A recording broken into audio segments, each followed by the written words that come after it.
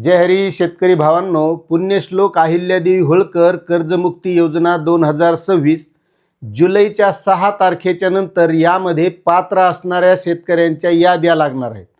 आता यामध्ये काही शेतकऱ्यांना डायरेक्ट आपलं आधार प्रमाणीकरण केल्याच्या नंतर त्यांच्या खात्यामध्ये रक्कम येणार आहे। मात्र काही शेतकऱ्यांना यामध्ये महत्त्वाची अशी अडचण येणार आहे, कारण सध्याचा पिरियड तुम्हाला माहिती आहे कशाचा चालू आहे। आता ही जी कर्जमाफी योजना आहे ही 3 टप्प्यामध्ये राबवलं जाणार आहे, कारण यामध्ये दिलेलंच आहे की ज्या शेतकऱ्यांचं 2 लाख रुपयापर्यंतचं कर्ज माफ होणार आहे अशा शेतकऱ्यांना आधार प्रमाणीकरण केल्याच्या नंतर 2 लाख रुपयांची रक्कम त्यांच्या खात्यामध्ये डायरेक्ट येणार आहे। ज्या शेतकऱ्यांनी 1/4/2019 ते 31/3/2025 पर्यंत कर्ज उचललेलं आहे, त्यांचं थकबाकीमध्ये आहे, त्यांनी आत्तापर्यंत भरलेलं आहे, अशा शेतकऱ्यांनाही 2 लाख रुपयाची कर्जमाफी मिळणार आहे।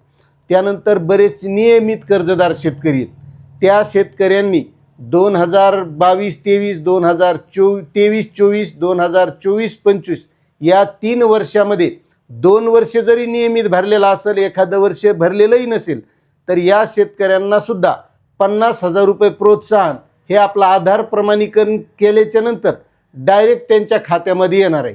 आता महत्त्वाची जी अडचण आहे ती आहे 2 लाख रुपयाच्या वरचे जे शेतकरी आहेत त्यांच्यासाठी, कारण त्यांच्यासाठी OTS म्हणजे एक वेळ समझोता योजना आणलेली। आता या योजनेमध्ये त्या शेतकऱ्यांना सुद्धा यादी लागल्याच्या नंतर विशिष्ट क्रमांक मिळाल्यावर आपले सरकार सेवा केंद्रावर जाऊन आधार प्रमाणीकरण करावं लागणार आहे, म्हणजे ते पात्र आहेत अशांना।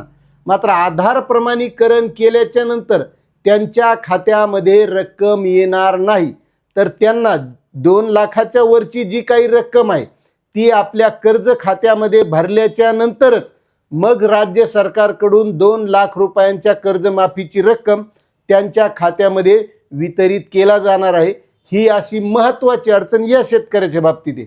आणि सध्या तुम्हाला माहिती आहे पेरणीचा टाईम आहे, खतं बिबियाणं याच्यासाठी पैसे गेलेत, म्हणून खरी अडचण या शेतकऱ्यांसाठी होणार आहे की पैसे आणायचे कुठून आणि आता या कर्जमाफीचा लाभ मिळवायचा कसा। त्यामुळे अशा प्रकारे ही 3 टप्प्यामध्ये कर्जमाफी राबवली जाणार आहे। मात्र आणखी बरीच आंदोलनं ही शेतकऱ्यांच्या कर्जमाफीबद्दल होत आहेत की यामध्ये सरसकट 2 लाख रुपयांची कर्जमाफी व्हावी। आता यापुढे राज्य सरकार यावर काय निर्णय घेतं त्याबाबतची नवीन माहिती आल्याच्या नंतर नक्कीच आपण या चॅनलच्या माध्यमातून माहिती देण्याचा प्रयत्न करू। धन्यवाद।